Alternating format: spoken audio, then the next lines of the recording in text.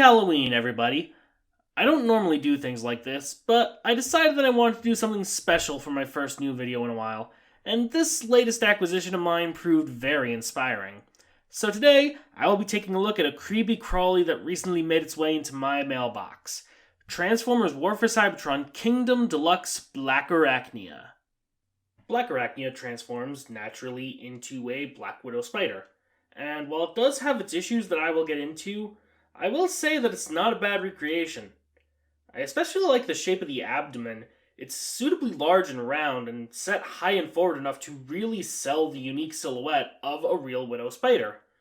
I also like the spotting along the abdomen, which is both molded in and painted. It looks like what I'd expect to find on top of a real Black Widow.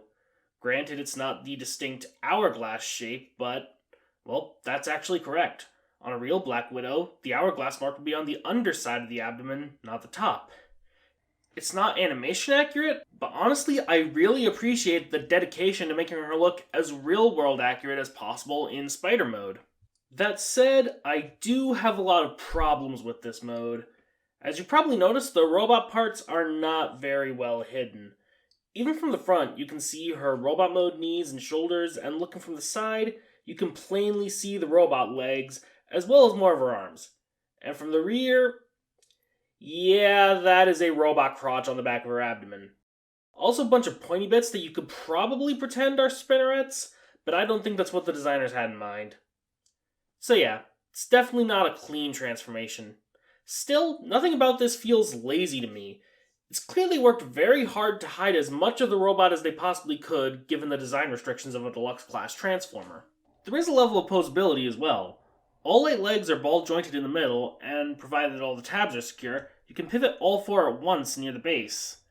Do be careful though, as that large abdomen does make her quite back heavy, so make sure that she has some rearward support. But as long as she has legs on the ground towards her rear, you can pull off quite a few poses with her. And while it is all ball joints, they don't have so much outward range that I think sagging is going to be much of an issue.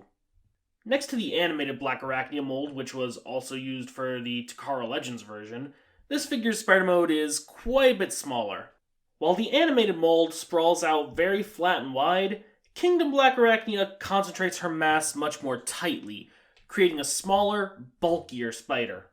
Not only that, but because the legs aren't the robot mode limbs, they not only look much more consistent, but are actually much easier to pose despite there being less range.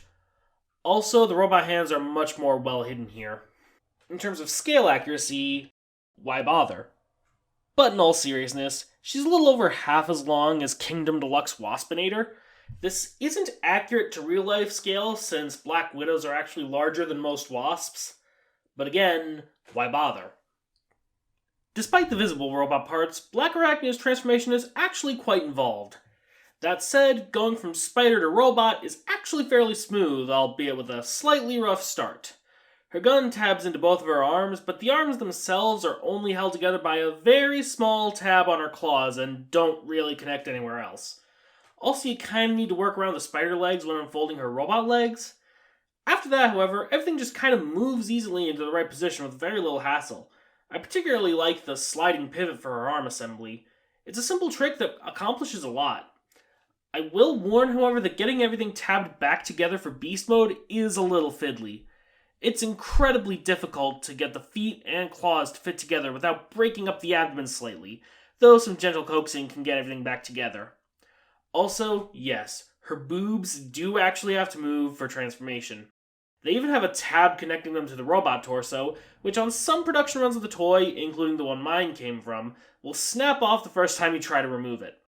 It's entirely unnecessary, however, since even if the hinge isn't tight, they'll usually just be held down by gravity anyway. Be still, my spinnerets, indeed.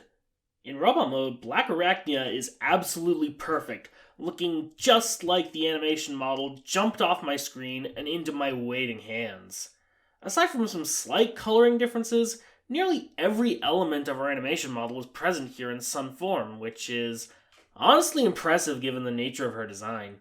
There are a couple faux parts. Her hips aren't actually formed from the spider's face, and her claws aren't formed from the pedipalps, but given that she needs to turn into a realistic Black Widow, I'm willing to forgive some slight compromises, though I know some people wouldn't be as nice. Her head especially is very well sculpted. The lines are a little sharper than the animation model, but all the details are there. You can even see vestigial elements of her original mutant face on top of her helmet. I don't think anyone would have noticed they were missing, but they added them anyway, purely because they were there in the animation. There is some incredible attention to detail going on, and I very much appreciate it. As for articulation in this mode, her neck is on a ball joint, she has T-joints in her shoulders for universal motion, though her shoulder armor does restrict things slightly. She has 2 mushroom-pegged swivels in her arms so the spider legs can swing around, plus you can still use the ball-jointed spider legs. She also has a pin joint for her elbow that bends just past 90 degrees. No waist swivel, which makes her something of an oddball for a WFC toy, but she does have T-joints in her hips, thigh swivels, and a very deep bend in the knee. She also has 2 axes of ankle articulation, a forward tilt for transformation, and a sideways rock to help her stay flat-footed in poses. Unfortunately, the way her hips are designed does feel somewhat limited in terms of posing options. They're not really restricted compared to other WFC toys, but this is supposed to be a femme fatale character. I would expect her to be able to high kick or cross her thighs, but she doesn't have the right range of motion for it. I realize that might have been difficult to engineer, and she can still assume a variety of poses, but I do wish she could do more. As for accessories, she also comes with her poison anchor weapon, which is designed after the grappling hook she used both in her original toy and in the cartoon. The missile doesn't come out, nor is there any string involved, but she can hold it and look badass in a lot of poses. I love how they managed to work a 5mm port into her hands despite the odd shape. She also has combat ports on her calves and on her feet, so you can upgrade her somewhat using weaponizer or fossilizer parts if you so choose. In terms of scale, this figure stands at around 5 inches tall at the head. Compared to the animated Blackarachnia mold, the Kingdom Toy's head comes up to around the base of her neck. For a contemporary comparison, she's almost the exact same height as Kingdom Cheetor, maybe just a hair shorter, which I'd say is accurate scale. On the other hand, Kingdom Waspinator is almost a whole head shorter, which is less accurate. Still, I think Waspinator is the odd one out here, since Cheetor scales so well with the other Maximals I own. Therefore, I'd call Kingdom Blackarachnia in scale with the rest of the line. I was already impressed with Kingdom Blackarachnia based on pictures and videos, yet somehow she managed to grow on me even more after I got her. The spider mode is a little janky, but I honestly believe that it's the best the designers could do at the price point, and even then it manages to pull off the Black Widow design better than any other Blackarachnia toy. And the robot mode blows it out of the water. It pulls off that Roger Rabbit effect better than I could have imagined on a deluxe toy, and while I wish I could do more with her waist and hips, she's definitely up to the posability standards of her contemporaries. I'm honestly surprised she was such a shelf warmer. Hell, I was still able to find her on Hasbro Pulse 2 years after she came out. If you are on the fence about this figure, I'd say go for it.